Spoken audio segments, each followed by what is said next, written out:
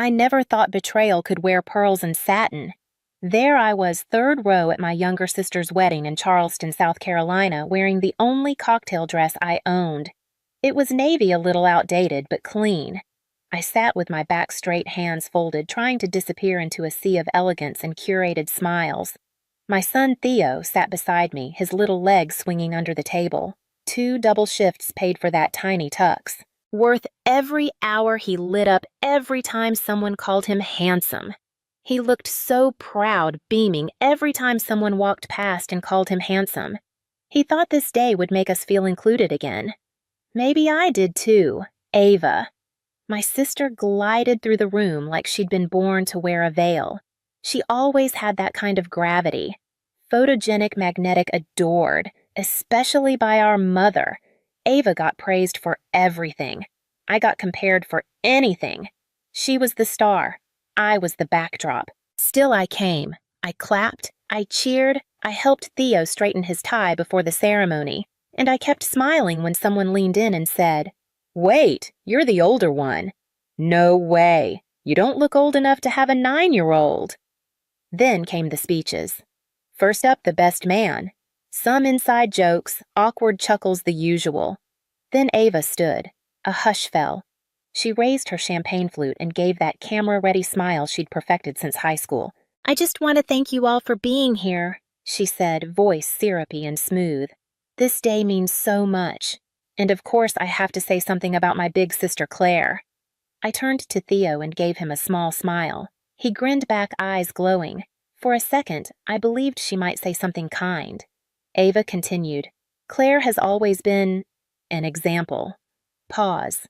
She's a single mom, strong, independent, and clearly unwanted by anyone else. The laughter hit instantly, louder than the music. Glasses clinked, chairs shifted, my stomach twisted. Surely I misheard. But Ava just kept grinning like she'd dropped the cleverest punchline of the night. Then, from the head table, my mother chimed in, her voice carrying with deliberate volume. "She's a used product, but hey, she still scrubs up nicely." Another wave of laughter. Crueler this time. Theo tugged on my sleeve. "Mom," he whispered, his voice small and broken. "Why did Aunt Ava say that I didn't have an answer?" My napkin was balled tight in my fist, soaked from my palm. I looked around. Someone had to see this for what it was, but no one met my eyes. My grandfather stared at his water glass. My cousin typed something into her phone. Even my uncle, who once called me the heart of the family, looked away. Theo's little brows pulled tight, unsure, hurt, and that was the moment I cracked. His mother, the woman who bandaged his skinned knees, who stayed up late drilling long division flashcards, was being ridiculed by her own blood. Max didn't understand the weight of their laughter, but I did. And in that moment, I wanted nothing more than to grab his hand and leave. Just walk out of the grand ballroom, past the ice sculpture, the champagne tower, the curated perfection, never look back. But something in me didn't move. My body betrayed my will. I wanted to speak, to stand and say, "You have no idea what I've survived," to scream that I was more than their pity, their gossip, their joke. But my throat locked. My legs trembled under the linen-covered table. And then I heard it, a chair sliding back. Sloane's fiancé, Jackson Reed, stood, slowly, deliberately. He didn't glance at Sloane, didn't look at the guests.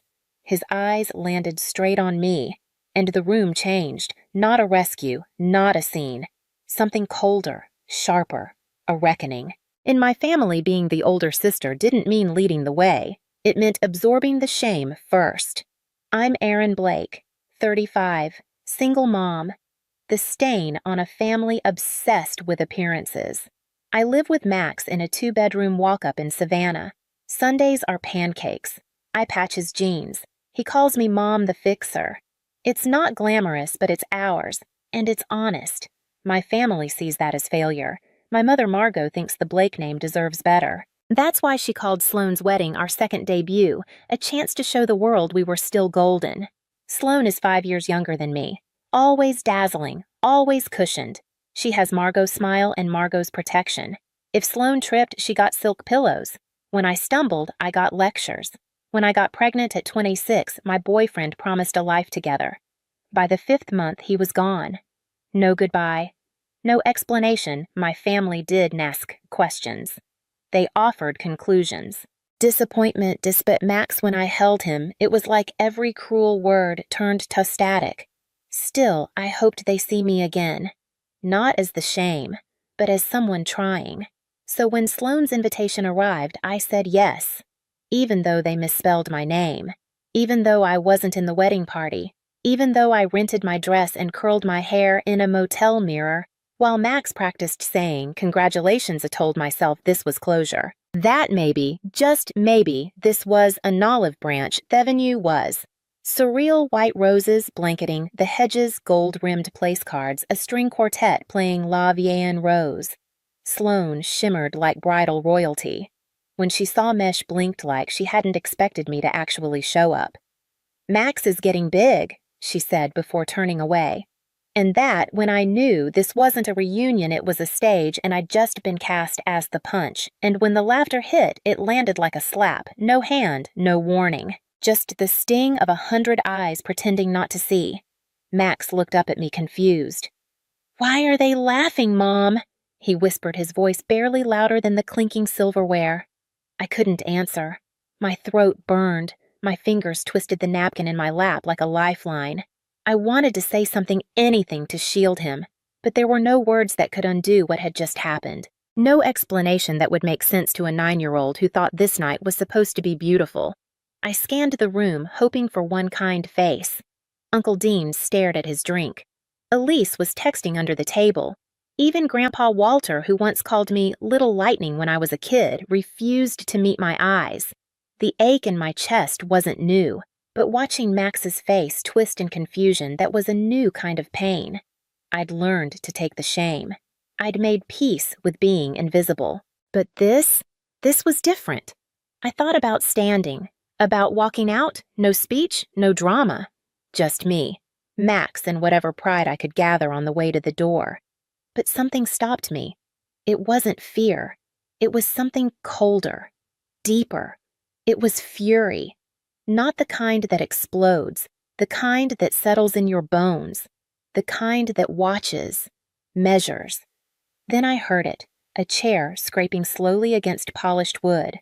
Jackson, Sloane's fiancé, polished, predictable. He stood not with anger but with intent. He didn't look at Sloane or Margot or the crowd. He looked at me, and the room changed. Forks paused mid-air. A waiter froze beside the champagne tower. Even the string quartet trailed off bowstrings hovering mid-note. Jackson didn't speak right away. He didn't need to. The tension was tight as wire. Our eyes met. He didn't look sorry for me. He looked resolute. I braced myself for the usual a joke, a save a line to bring the mood back. But Jackson didn't blink. He stepped toward the mic. Sloane's hand twitched as if to stop him, but didn't. He didn't look at her. He didn't look at anyone. Just me. Then he spoke. Everyone laughed, like mocking a woman who built a life from scratch was entertainment. Like raising a child alone made me less. Max's smile disappeared. He leaned into me, whispering, "Why did she say that? What does it mean?" I had no answer. I couldn't protect him from this moment. Couldn't explain why the people who smiled at him minutes ago were now laughing at his mother. I scanned the room again. No one met my eyes. Some stared at their forks. Others checked their phones. Even Grandpa Walter, who once called me lion-hearted for winning a 3rd-grade spelling bee, looked down at his plate. I could have taken it if it were just about me. I'd swallowed worse, learned to fold humiliation into silence and keep going. But Max, watching him try to make sense of it, that broke something. So I stood. Not to make a scene. Not to speak. I just couldn't keep sitting in the shame they'd served with the salad course. My chair scraped softly against the floor. My hands trembled. I reached for Max's hand. I was ready to leave, quietly, with whatever dignity I had left. But before I could take a step, another chair scraped louder this time. From the head table, Jackson, Sloane's fiancé, the golden boy, the one who played nice. He stood slowly, pale, jaw tight. Without a word, he reached for the microphone in front of her and took it. Sloane's mouth opened in surprise, but no words came. The room froze. No music, no whispers, just that brittle, breathless quiet. Jackson stood with one hand still on the table, the other gripping the mic. His eyes didn't go to Sloane, or Margot, or the guests. He looked straight at me, and in that gaze, I saw no pity, just a quiet wait, a decision already made. For a moment, I thought he'd smooth it over, say something diplomatic, charming, forgivable. But he didn't. He didn't smile. He didn't flinch. His voice broke the silence like glass. "Aaron, don't go." I froze. So did the room. Sloane stiffened. Margot tensed. The DJ's hand hovered near the music controls but stopped when Jackson raised his. "I can't pretend I'm okay with what just happened," he said. And just like that, the room finally started to shift. "I won't stand up here and let that kind of cruelty pass as comedy." The words landed like a thunderclap. The room held its breath. No one moved. No one sipped. Even the champagne bubbles seemed to pause mid-rise. Jackson stepped out from behind the head table, not rushed, not theatrical, just steady, deliberate, like he was walking through cement through generations of silence and performative smiles. He stopped by our table. Me, Max, 2 untouched salad plates, a napkin I'd crushed into a ball in my lap. Jackson looked directly at the crowd. "I've heard a lot about this family over the past year," he said, "about loyalty legacy keeping up appearances. But what I just witnessed wasn't family. That was mockery in a tuxedo." Chairs shifted, glasses clinked nervously. A few guests glanced toward Margot. Others stared deep into their champagne like it might swallow them whole. He turned to Sloane. She looked frozen, not in grace, but in guilt. "You mocked your sister," Jackson said evenly, "for raising her son alone, for surviving, for showing up. And worse, you did it in front of her child."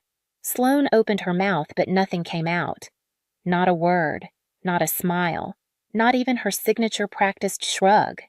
"She didn't ask to be put in that position," Jackson continued, "but she came anyway. She sat quietly in the back. She smiled. She brought her son to celebrate you, and you turned that into a joke." I'd never seen Sloane look small before, not once, but in that moment, all the sparkle drained from her like cheap glitter in rain. Jackson turned back to the room. "Aaron didn't ask for sympathy. She's never needed a stage, but I won't marry into a family that confuses cruelty for humor and shame for tradition. If that's the price of admission, I'm out." A ripple went through the guests. Audible gasps. One woman whispered, "Oh my God!" A fork dropped somewhere near the cake table. Max clutched my hand tighter. Jackson looked at him and gave a soft, quiet nod. "Your mom's the strongest person in this room," he said. "Don't forget that." My breath caught, stuck somewhere behind my ribs. And then he turned to the crowd one last time. "I've seen enough." He placed the microphone gently on the table and walked out. Not stormed, not fled, just left. Straight down the aisle, past the string quartet, past the shocked stares and frozen smiles, past Margot. Gone. I stood there still holding Max's hand. The music didn't start. No one clapped. No one spoke. The silence was absolute, like someone had unplugged the entire event. The fairy tale cracked. But for the first time in a long time, I wasn't the one left broken. People glanced at me, then away. At Sloane. At the door Jackson had vanished through. Sloane stood there at the head table, wilted. Her posture, the one she'd practiced for months, finally gave way. Her shoulders sagged like she'd been struck. She looked around for approval, but all she found were eyes full of discomfort, shock, shame, a few disgust, and none of it aimed at me. Margot was the first to speak. She stood abruptly, her chair screeching. "What an ungrateful boy," she hissed. "He humiliated you in front of everyone, just like your sister selfish." But Margot's voice, once the final word in every room, didn't land this time. It didn't echo. It didn't hush the crowd. It just fell flat, like the weight behind it had vanished. and for the first time in my life, I didn't shrink beneath her words. I didn't flinch. I didn't feel small. I just looked at her and felt nothing. I turned to Max. He looked up unsure. "Are we leaving?" he asked quietly. "Yes, baby," I whispered, smoothing a curl away from his forehead. "We're going home." I stood tall, straighter than I had all night. I took his hand, and we walked. The crowd parted like water. Some people avoided my gaze. Others looked like they wanted to say something but couldn't. Halfway to the exit, a voice called out soft-aged, trembling. "Aaron." I turned. Grandpa Walter, pale, eyes red-rimmed. He stood slowly, hands slightly shaking. "I'm sorry," he said. "I should have stopped it, years ago." I nodded. I couldn't speak. I wasn't angry. I understood what silence costs people. I'd lived it, but I also wasn't carrying that silence anymore. It was his to hold now, not mine. Outside, the air was cooler than I expected. Clean, sharp, honest.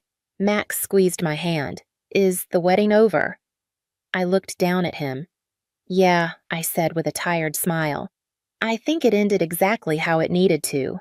We drove home in silence, no radio, just the hum of the road and the soft tap of Max's fingers on the window. When I tucked him in that night, he didn't ask any more questions. He didn't need to. The next morning, my phone was lit up with missed calls from cousins I hadn't heard from in years, from guests whose names I barely remembered. I ignored them all. A friend texted me, "You need to see this. Jackson's speech. Facebook. 50,000 views." I opened the link. There it was. Jackson's voice, calm and sharp, slicing through a ballroom of smug silence. And there I was, frozen in the frame, holding Max's hand. The comments poured in hero. She deserved better. I'm crying. Every single mom felt seen. I didn't cry.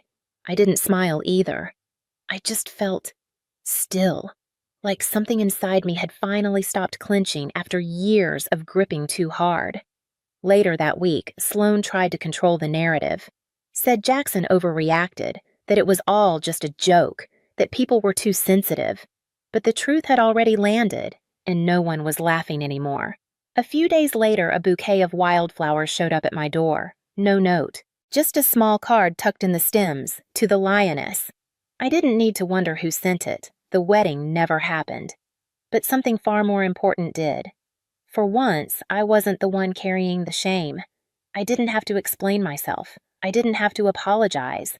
I walked out of that room with my son, my dignity, and my head held high. And somewhere out there, a man reminded an entire room, and maybe the internet, what it actually means to be strong. Sloan returned to her curated life like none of it had happened. The photos vanished from her Instagram. No captions, no explanations. And no, she never reached out. I didn't expect her to. Margot called once, not to apologize, not to ask if Max was okay. She said I'd embarrassed the family. All you had to do was laugh along. I let her speak for 30 seconds. Then I said something I never thought I'd say. "I'm not your scapegoat anymore." Then I hung up. It wasn't loud. It was clean, quiet, final. And for the first time, I felt no guilt for saying goodbye. That moment taught me something simple. I didn't need permission to see my own worth. My life didn't magically transform. I still work long hours, still burn the toast, still make 2 dinners pancakes for Max, roasted broccoli for me. But something's different now. I don't step into rooms hoping to be tolerated. I walk in knowing I belong. Max changed too. He asks more thoughtful questions about kindness, silence, and what it means to speak up. He talks about Jackson like he's Captain America. Sometimes I catch him lining up his toys like they're an audience giving little speeches to defend the quiet kid. And I know he saw something that night, something that will stay with him longer than the glitter and the vows. One evening, while brushing our teeth, Max looked at me in the mirror. "Mom, are you still sad about what Aunt Sloan said?" I paused. "Not anymore." "Why?" He shrugged toothpaste on his chin. "Because I think you won, even though it wasn't a fight." That stayed with me, because he was right. I didn't yell. I didn't beg. I simply stood.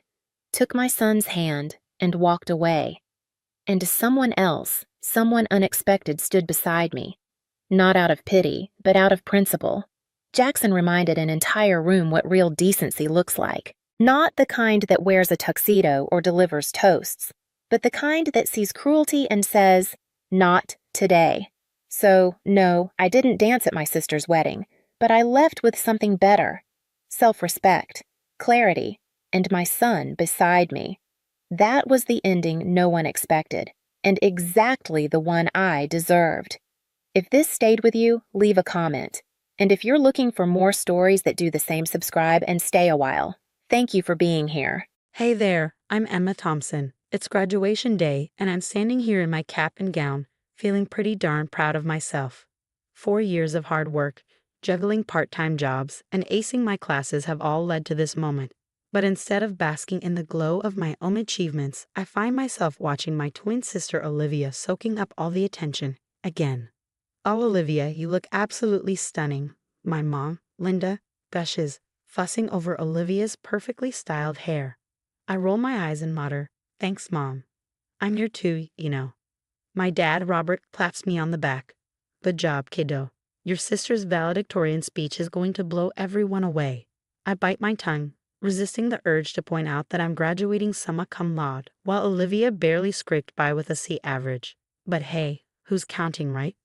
My best friend Jake sidles up to me, sensing my frustration. "Congrats, Em, you killed it these past 4 years." "Thanks, Jake," I reply, grateful for his support.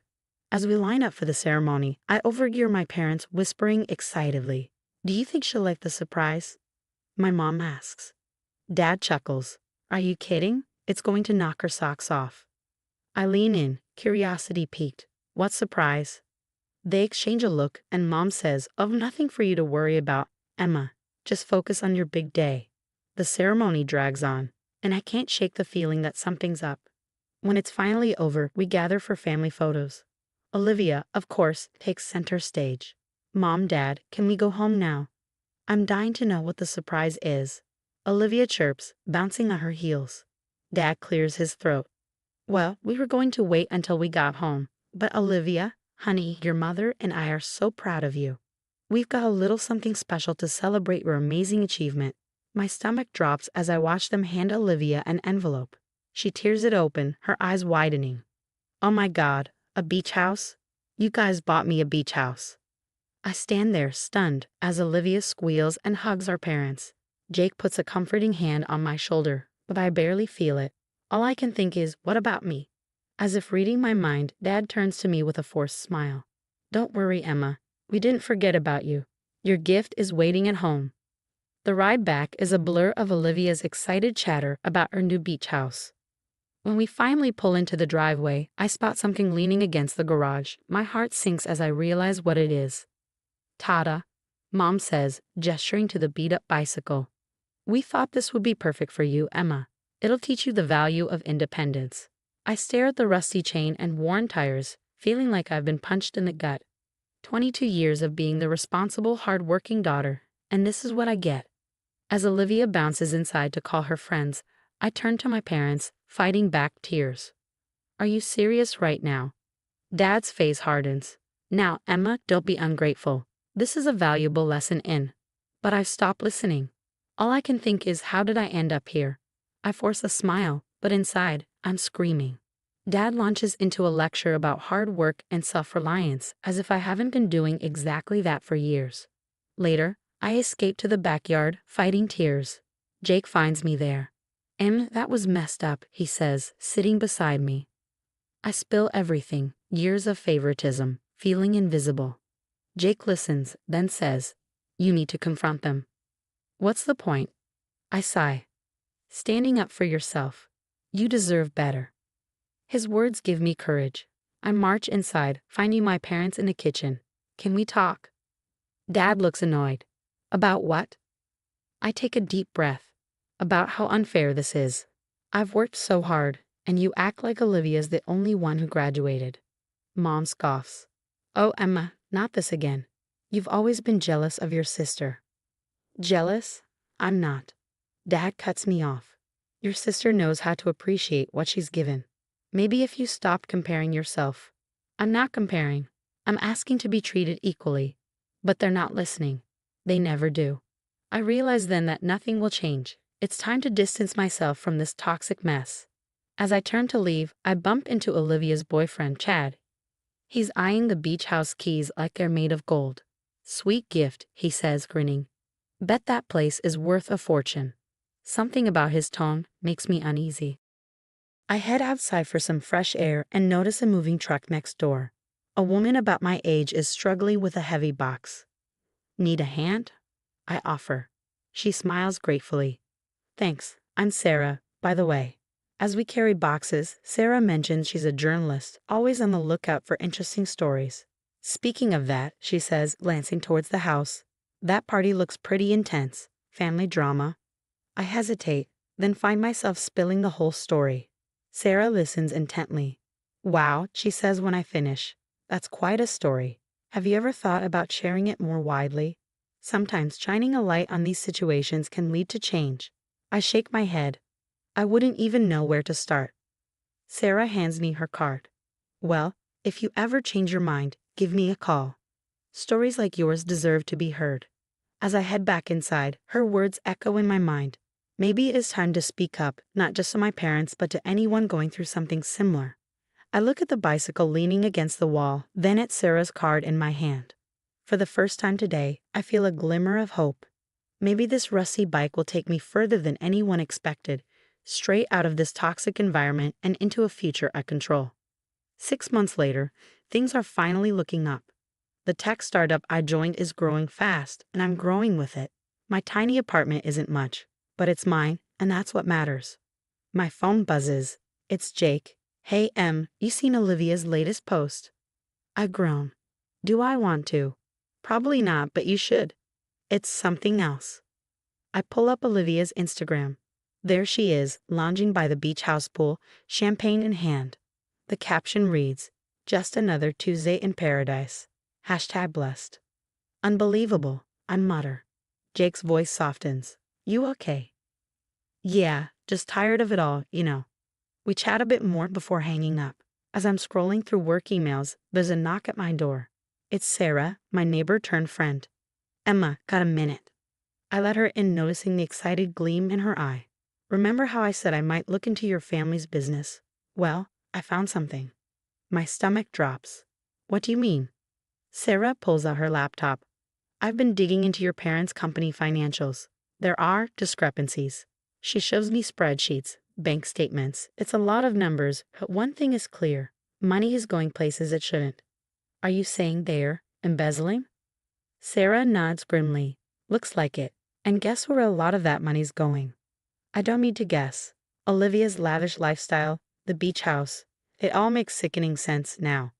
I can't believe this, I say, but part of me isn't surprised at all. I'm sorry, Emma. I thought you should know. After she leaves, I sit in stunned silence. Then my phone pings, a text from Jake. You free to talk? It's about Chad. I call him immediately. What's up? Jake's voice is tense. Remember how I said I'd keep an ear out about Chad's business ventures? Well, I heard from a buddy in finance that the new company he's starting, it's a total scam. My heart races. Are you sure? Positive. And rumor has it he's trying to get Olivia to invest big time. I think of the beach house, how proud Olivia was. She wouldn't be stupid enough to use that as collateral, would she? Jake's silence says it all.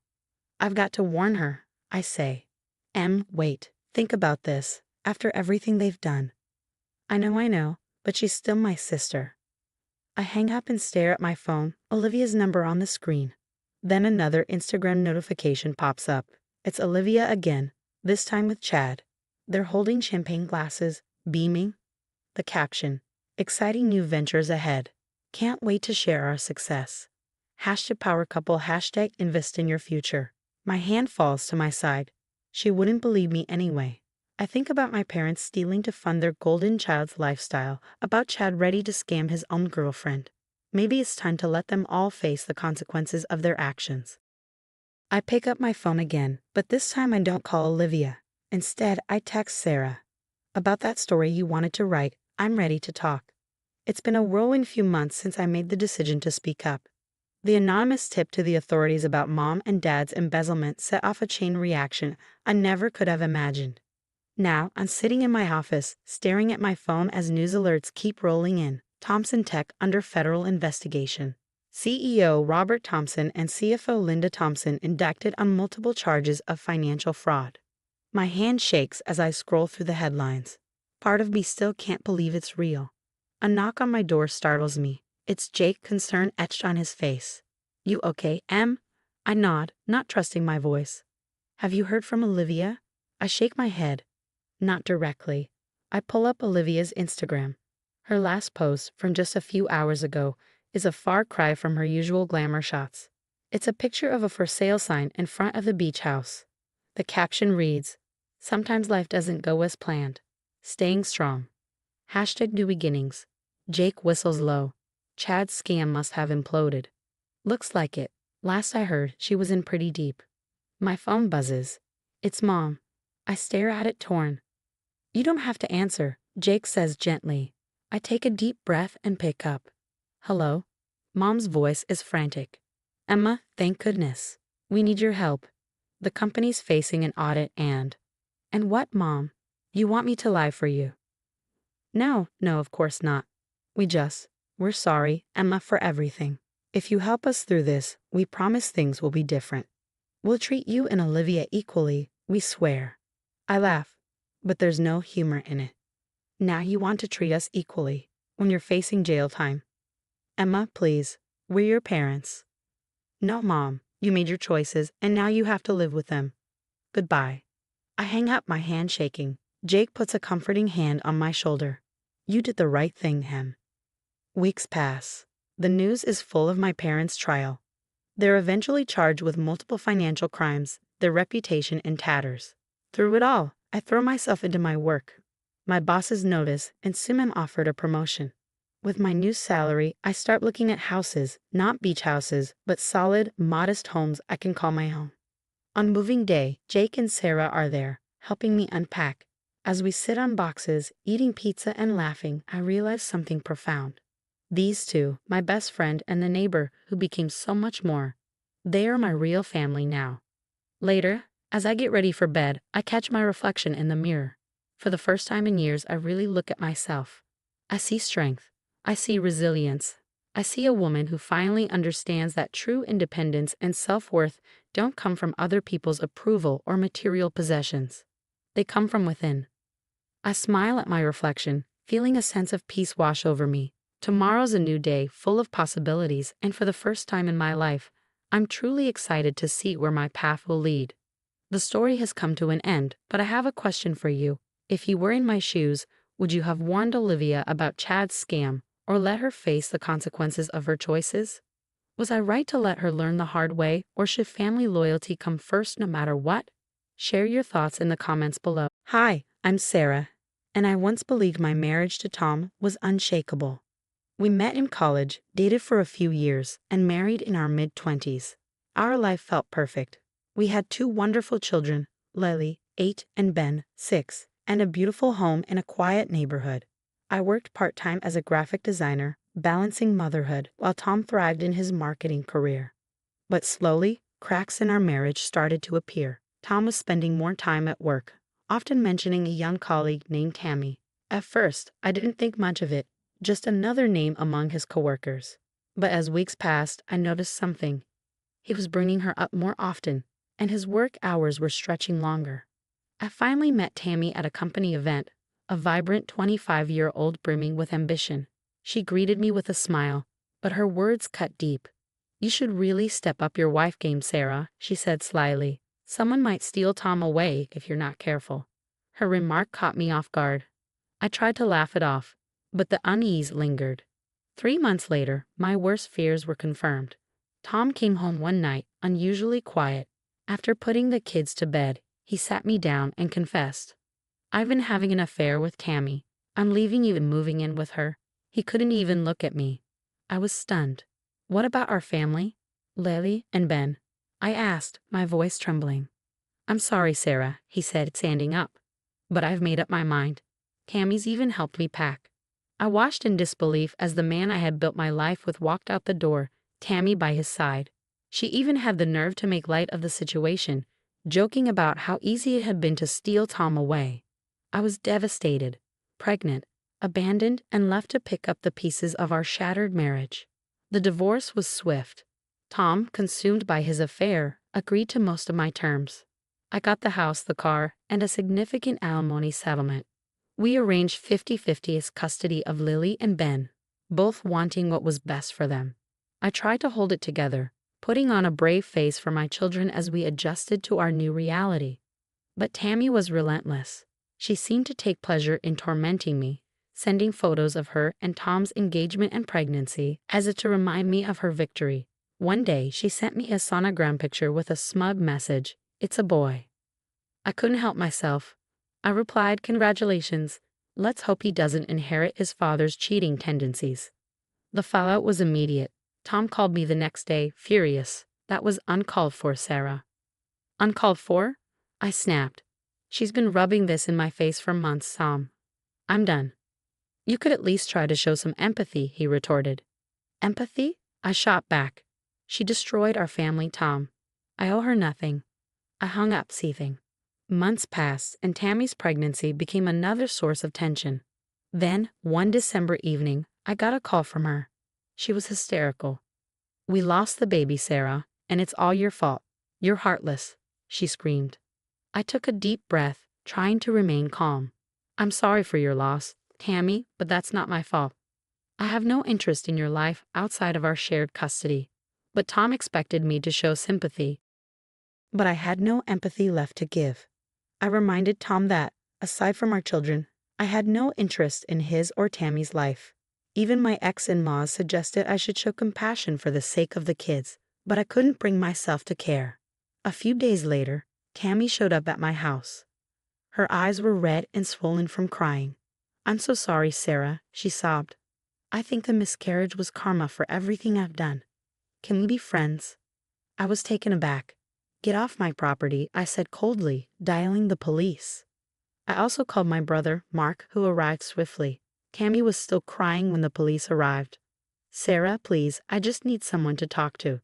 "I'm not that person," I said firmly. The police escorted her off my property, and I turned to Mark. "Are you okay?" he asked, concern etched across his face. "I'm fine," I replied. "I just can't believe her nerve." Tom arrived soon after to take Tammy home. We stood on the porch, the tension between us palpable. "The kids should stay with me until things stabilize," I said. "Agreed," Tom replied, his shoulders slumped. "I'm sorry about all this, Sarah." "It's not your apology I need," I said, watching him drive away with a broken Tammy in the passenger seat. As they left, I felt a sense of resolution. I had survived the worst betrayal imaginable, and now I was determined to protect my children and reclaim my life, free from the toxic presence of Tom and Tammy. But deep down, I knew this wasn't over. Tammy's mental state was deteriorating, and I had to consider my next steps carefully. Full custody and a restraining order were on my mind. I needed to ensure my children were safe and that the hard-won peace in my life wouldn't be shattered again. The next few weeks were tense. Tammy continued to spiral, sending erratic messages and even showing up at my kids' school. I realized it was time to take legal action. I consulted a lawyer about filing for full custody and obtaining a restraining order against Tammy. "You have a strong case, Sarah," my lawyer said. "Given her unstable behavior, the court will likely side with you." I felt a surge of relief, but I knew the battle wasn't over. Tom tried to reach out multiple times, attempting to reconnect. "We need to talk," he said one evening after dropping off the kids. "There's nothing to talk about, Tom. We'll communicate about the kids and nothing else," I said firmly. "But we were good together once," he insisted. "That's in the past. My only concern now is our children," I replied, closing the door on any hope he had of reconciliation. The legal process was grueling. I gathered evidence of Tammy's harassment and Tom's neglect during her episodes. Court days were filled with tension, but I stayed focused on my goal, protecting Lily and Ben. Finally, the judge ruled in my favor. I was granted full custody, and a restraining order was issued against Tammy. As I left the courtroom, I felt a weight lift off my shoulders. I had fought for my children's safety and my own peace of mind, and won. Back at home, I hugged Lily and Ben tightly. "We're going to be okay," I whispered, feeling a sense of calm for the first time in months. The victory was bittersweet, but it was still a victory. I had been betrayed, but I refused to be broken. My new journey was just beginning. Winning full custody of Lily and Ben was a huge relief, but the struggle wasn't entirely over. Cammie's presence lingered in our lives like a bad dream that refused to end. Despite the restraining order, she continued to try and insert herself into our daily routines. One afternoon, I received a frantic call from Tom. "Sarah, I just found Tammy sitting in her car outside my office. She's refusing to leave," he said, his voice tight with anxiety. "I'll call the police," I replied, already dialing. "She's violating the restraining order. This needs to stop." The police arrived quickly and escorted Tammy away. She was warned that any further violations would lead to serious consequences. Despite everything, I felt a pang of pity for Tammy. She was clearly in a lot of pain, but I couldn't allow her to disrupt our lives any longer. Meanwhile, my relationship with Tom had settled into a tense but functional co-parenting arrangement.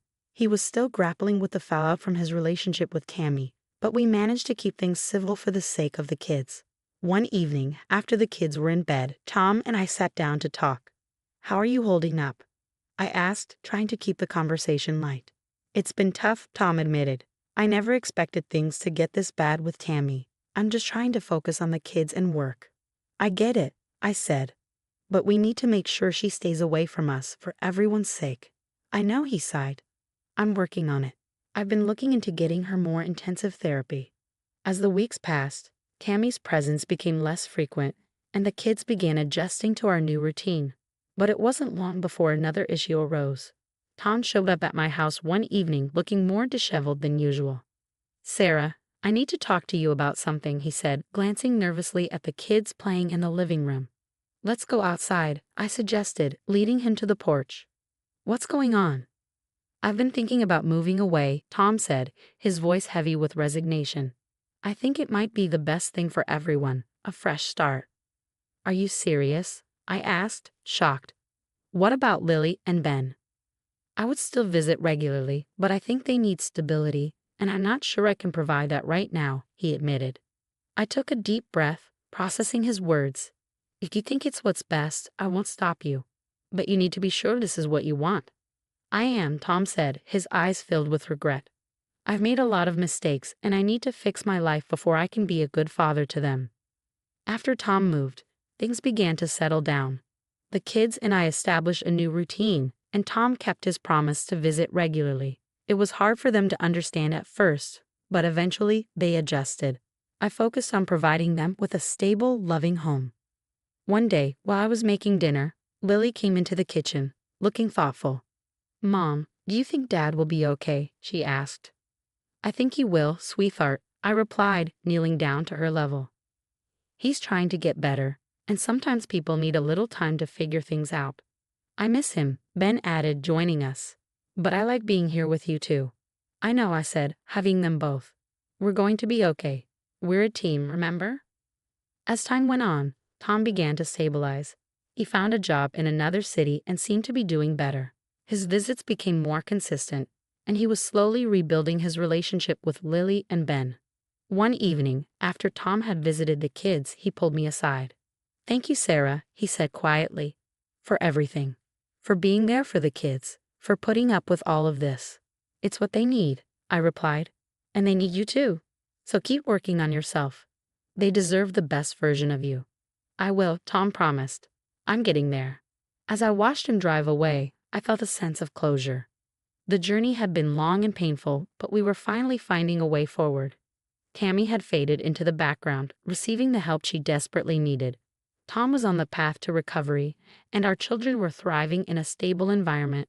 For the first time in a long while, I felt hopeful about the future. I had faced betrayal and heartache, but I had come out stronger on the other side. My focus was now on building a happy, healthy life for my children and myself. The past was behind us, and we were ready to embrace whatever came next. Now here's a question for you. If you were in Sarah's position, would you have shown any empathy toward Tammy after she lost her baby, considering all the pain she caused? Or do you think Sarah was right to keep her distance and focus solely on her children? We'd love to hear your thoughts, so please leave your comments below. Hey, I'm Olivia Evans. I'm 28 and have fought tooth and nail to become a marketing executive. Sounds great, right? It is, except for one little problem: my family. Specifically, my dad, Richard Evans. He's this hotshot businessman who's always made me feel like I'm never enough. Growing up, it was all about Mark. Mark this, Mark that. My cousin, the golden child of the Evans family. I swear, if my dad could have swapped me for him, he wouldn't have fought twice. I remember once when I was 10, I was so excited because I'd won first place in the school science fair. I ran into Dad's office, trophy in hand, beaming. And what did he say? "That's nice, sweetie. Did you hear Mark made the varsity football team as a freshman?" I mean, seriously, it was always like that. Mark was perfect, and I was just there, an afterthought.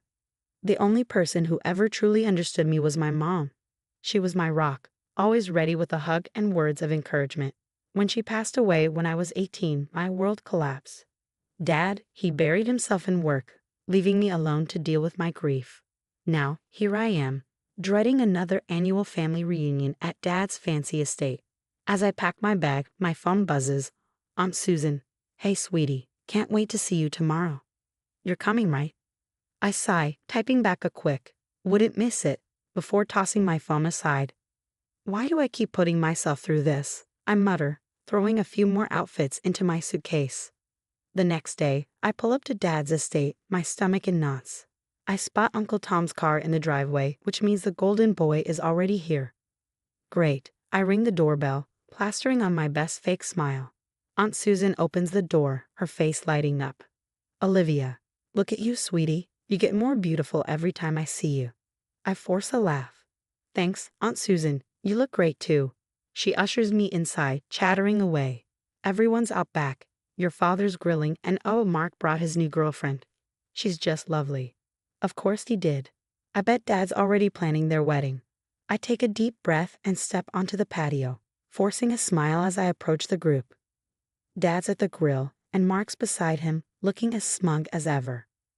"Well, well, look who finally decided to show up," my father says, his words slightly slurred. "Traffic was awful," I lie, trying to keep things civil. "How's everyone?" Mark jumps in. "Oh, we're great. I was just telling Uncle Rick about my new business venture. It's going to be huge." I nod, barely listening as Mark dives into his latest get-rich-quick scheme. My eyes wander around the patio, scanning the familiar faces of my relatives, all hanging on Mark's every word. Aunt Susan appears beside me, handing me a glass of wine. "Here, sweetie, you look like you need this." "Thanks," I murmur, taking a long sip. As the evening drags on, we gather around the dining table on the patio. The tension is thick, at least for me. Everyone else seems to be having a grand old time, laughing at my father's increasingly inappropriate jokes. Then, out of nowhere, my dad stands up, swaying slightly. "I'd like to make a toast," he announces, his voice booming. "To my nephew, Mark, the son I never had." A chorus of cheers erupts, but I feel my face flush with embarrassment and anger. "Mark, my boy," my father continues, "you've made me proud. Your new business venture is exactly the kind of innovation this family needs, unlike some people." His eyes flicker toward me just for a second before looking away. I grip my wine glass tighter, my knuckles turning white. But nothing could have prepared me for what came next. You know my father slurs. I always thought having kids would be great, but sometimes mistakes happen. The table falls silent. All eyes turn to me. "Dad?" I whisper, my voice barely audible. "What are you saying?" He laughs, a cold, bitter sound. "Oh, come on, Olivia. You know you were never part of the plan. Your mother insisted on keeping you, but me? I knew you'd never measure up to the Evans name." The silence that follows is suffocating. I shot up so fast that my chair clattered to the floor behind me. "Excuse me," I managed to choke out before fleeing into the house. My feet carried me to my father's study, where I collapsed into tears, my mind racing. How could he say that, in front of everyone? The door creaked open behind me, and I didn't have to turn around to know it was him. "What do you want?" I spat, my voice hoarse. "To explain," he said, oddly calm. "Explain what?" "That I'm not good enough for this family's precious legacy. I spun around to face him, my heart pounding. He sighed heavily, settling into his leather chair. It's not just about that.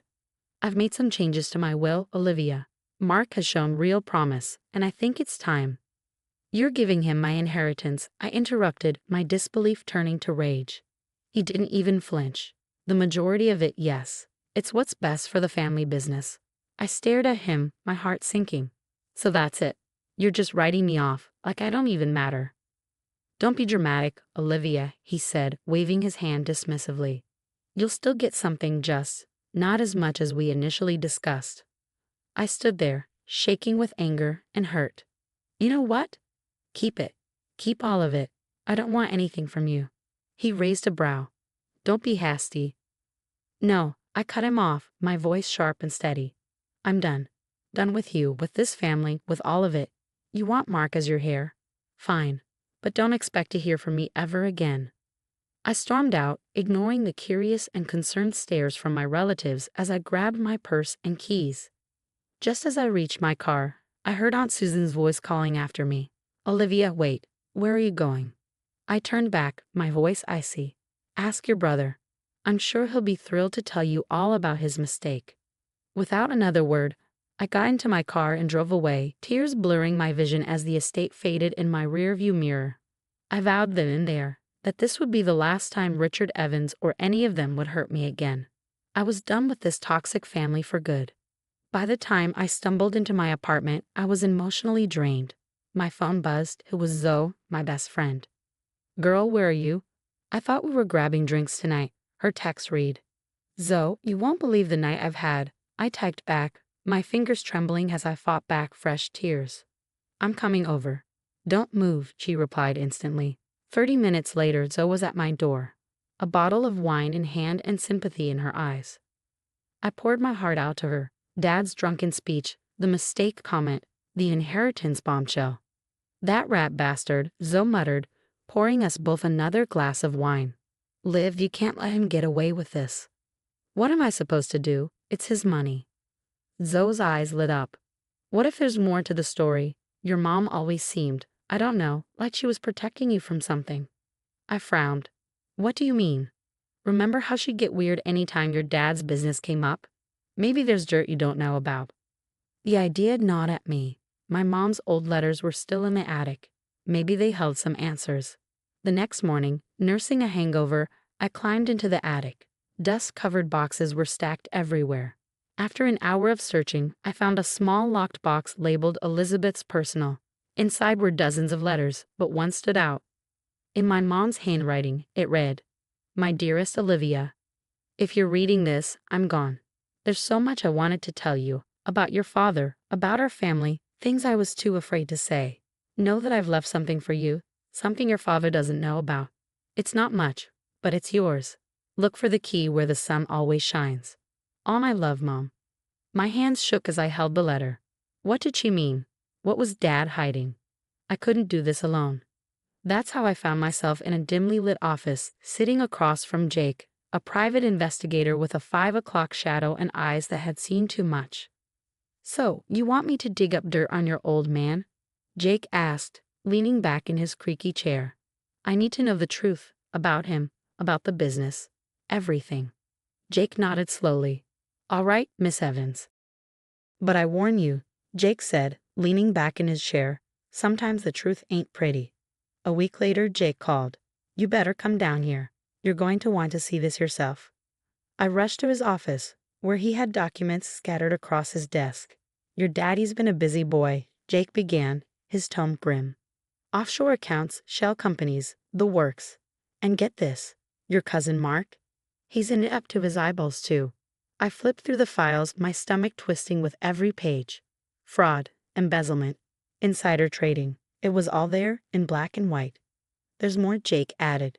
Your mom, she knew. That's why she set up a separate account for you. It's not much compared to your dad's fortune, but it's clean, and it's all yours. I sat there stunned. Mom had known all along. She tried to protect me the only way she could. What do I do now?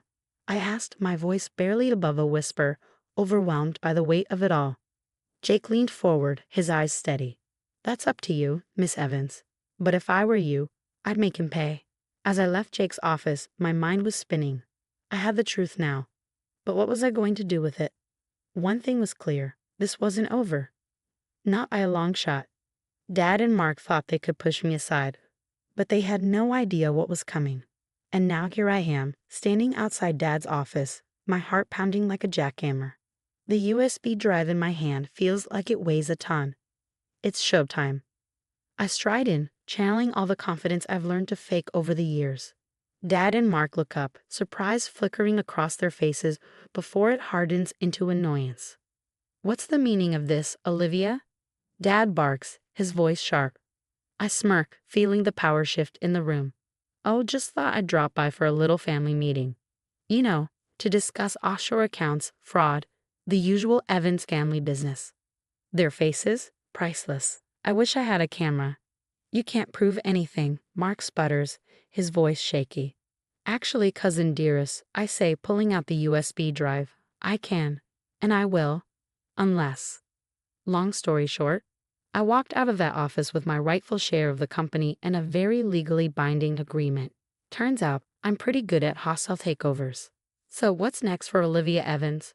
Who knows? But one thing's for sure. I'm done living in anyone's shadow. This is my story now, and I'm just getting started. The story of Olivia Evans has come to an end. What would you do if you discovered your family's dark secrets? Would you expose them, even if it meant destroying your family's reputation? Or would you stay quiet to protect your loved ones? How far would you go for justice? Is revenge ever truly worth it? Share your thoughts in the comments below.